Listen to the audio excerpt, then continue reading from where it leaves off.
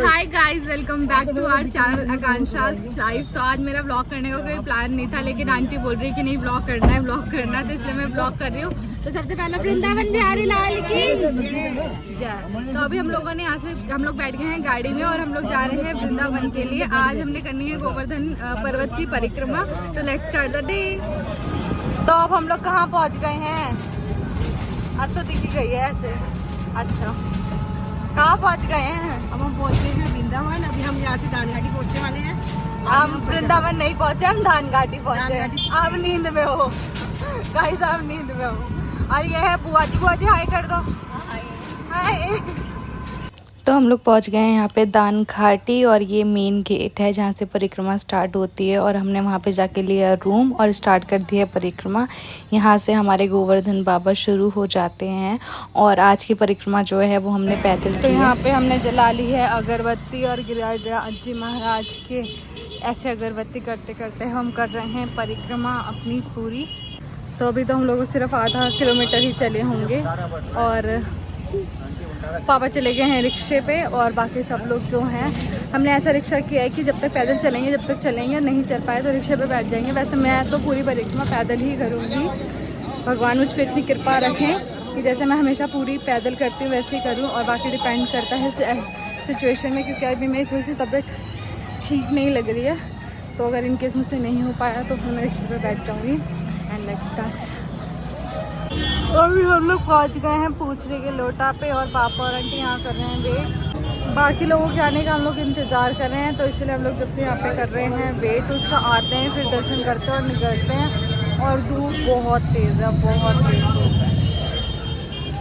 तो परिक्रमा जब हम लोग करते हैं तो ये होता है मेन पड़ाव जो है पूछरी का लोटा। तो यहाँ के दर्शन करके ही आगे जाते हैं। मैंने सोचा आप लोगों को भी यहाँ के दर्शन करा देती हूँ और बहुत शांति मिलती है। और यहाँ पे देखिए कितनी प्यारी सी गौ माता मिली थी। वैसे मुझे डर लगता है लेकिन मैंने पहली बार ऐसे अब टच किया तो बहुत ही अच्छा लग रहा था। और ये है पूछरी के लोटा जो भगवान है वो, इसकी कहानी थी कुछ वो जो मैं भूल गई हूँ। तो आप लोग ना ज़रूर अगर इंटरेस्ट रखते हैं तो मतलब पढ़िएगा कि क्या कहानी थी। पूछरी का लोटा यहाँ पे चल रही है चाय।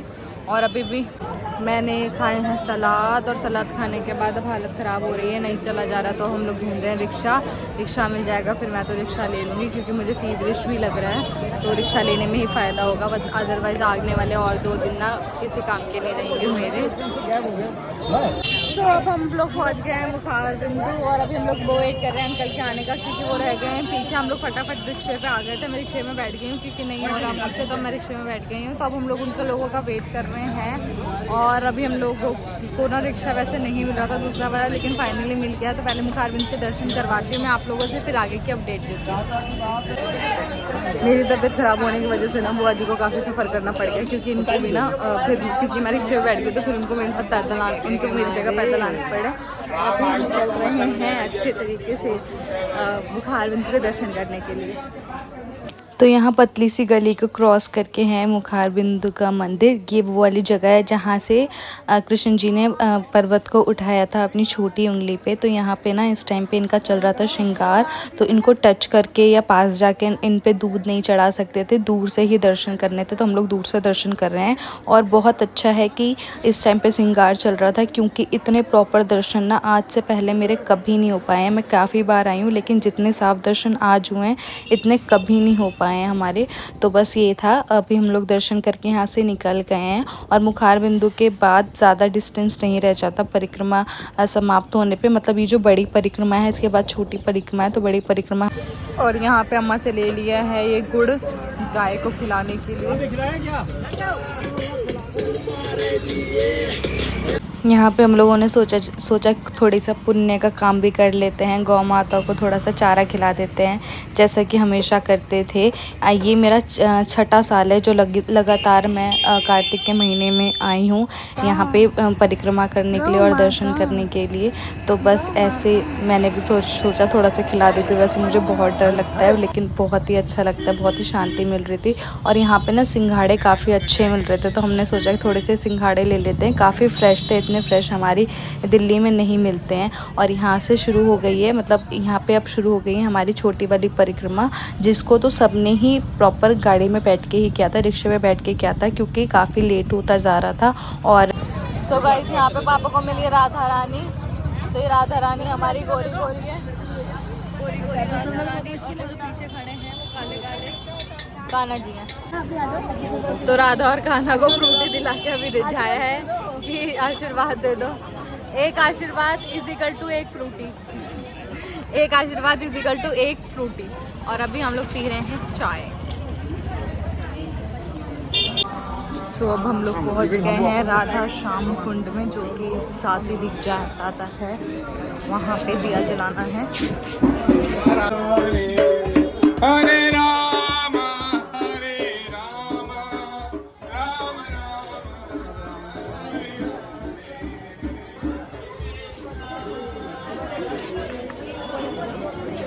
कितने का है ये? कितने का है भैया ये?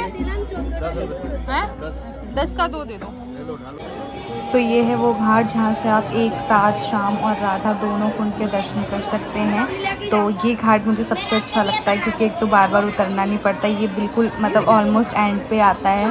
इसकी परिक्रमा के लिए तो ना बहुत ज़्यादा टायर्ड हो जाते हैं, तो अलग अलग जाना में थकान लगती है, तो इसलिए मुझे ये वाला घाट काफ़ी अच्छा लगता है। तो यहाँ पे सबसे पहले मैंने श्याम कुंड पे दिया प्रज्वलित कर लिया था, इसके बाद फिर मैंने राधा कुंड पे भी दिया जलाया। और मैं यहाँ पे आपको दिखा रही थी व्यू, इतना सुंदर व्यू आ रहा था, इतना सुंदर व्यू आ रहा था। हर तरफ बस दिए दिए जगमग जगमग हो रखे थे। और मतलब ना इस बार कुंड की साफ़ सफाई भी अच्छी तरीके से हो रखी थी ना, तो काफ़ी अच्छा लग रहा था। यहाँ पे मन करा ये है कुसुम सरोवर। कुसुम सरोवर में मैं जितनी बार भी आई हूँ ना, हमेशा मैं शाम के वक्त आती थी। मैंने कभी भी लाइटिंग नहीं देखी थी, मतलब रात को नहीं आती थी मैं, हमेशा 5-6 बजे के करीब हम लोग इस जगह पे पहुँच जाया करते थे। तो मैंने आज पहली बार लाइटिंग देखी, ऐसा लग रहा था जैसे किसी राजा महाराजा का बंगला हो। बहुत ही अच्छा लग रहा था, कुसुम सरोवर था ये। और अब हमारी परिक्रमा ऑलमोस्ट एंड होने वाली है। लास्ट में बस एक मानसिंह गंगा रह गई जिसको हमें कैप्चर मतलब जहाँ के हमें दर्शन करने हैं। और ये बस आ गए थे हम लोग मानसिंह गंगा के दर्शन करने के लिए। और अब काफ़ी मैनेजमेंट काफ़ी अच्छा हो गया है मथुरा के अंदर, तो मतलब गोवर्धन के आसपास तो काफ़ी अच्छा मैनेजमेंट हो गया है। बट वृंदावन में, बाकी बिहारी में अभी भी मैनेजमेंट उतना अच्छा नहीं है जितना होना चाहिए था कंपेयर टू क्राउड, क्योंकि इतना क्राउड आता है तो मैनेजमेंट होना चाहिए कि हमें भीड़ को और बाकी चीज़ों को कैसे मैनेज करना है। तो ये जो मानसिंह गंगा है ना, इसको कहा जाता है कि कृष्ण जी ने ना अपने मन से यहाँ पे एक बार वो गाय को चारा खिलाने आए थे अपने दोस्तों के साथ, और उनके दोस्तों को प्यास लगी थी। तो उनके दोस्तों ने जब कृष्ण जी को कहा था कि हमें प्यास लगी है, तो वहाँ पे कृष्ण जी ने अपने मन से गंगा को प्रकट किया था। अपने मन में उन्होंने इतनी शक्ति करी थी कि वहाँ पे गंगा जी प्रकट हो गई थी, तो इसलिए इसका नाम मानसिंह गंगा रखा है। वैसे तो यहाँ पे लोग नहाते हैं, लेकिन हम लोग कभी भी नहाए नहीं, हम लोग ऐसे बस जल से अपने ऊपर छिड़क के ही और मन का स्नान कर लेते हैं इस तरीके से, क्योंकि यहाँ पे काफ़ी चिकनाई होती है और रात को नहाना सेफ भी नहीं है। और पापा यहाँ पे चले गए थे नीचे, बट उनको काफ़ी तकलीफ़ हो रही थी ऊपर आने में वापस से, तो इसीलिए बस 1 या 2 आदमी चला जाता है नीचे और जल को डाल देता है। और आज के दिन ना मंदिर काफ़ी खाली था, तो इस वजह से इतने साफ़ दर्शन हुए। आज हमारे हर जगह के इतने साफ़ और खुले दर्शन हुए हैं, आज से पहले कभी भी नहीं हुए। तो यहाँ पे भी हम लोगों ने दिया प्रज्वलित करा था। मतलब इतना आज बहुत बड़ा पर्व था, उसके बाद भी इतने खुले दर्शन हुए जिसकी उम्मीद नहीं थी। तो जी यहाँ पे हमारी परिक्रमा हो गई है समाप्त, और अब हम लोग जा रहे हैं गिरिराज जी के दर्शन करने के लिए, क्योंकि दिन में बंद था तो इसलिए हमने पहले परिक्रमा कर ली और अब उसके बाद हम लोग जा रहे हैं गिरिराज जी महाराज दर्शन करने के लिए। गिरिराज जी महाराज के भी दर्शन हो गए हैं। अब मैं अपने ब्लॉग को कर रही हूँ यहीं पे एंड। आई होप आपको मेरा आज का ब्लॉग अच्छा लगा होगा। अगर आपको मेरा आज का ब्लॉग अच्छा लगा हो तो please do like, share and subscribe to our YouTube channel which is Akanksha.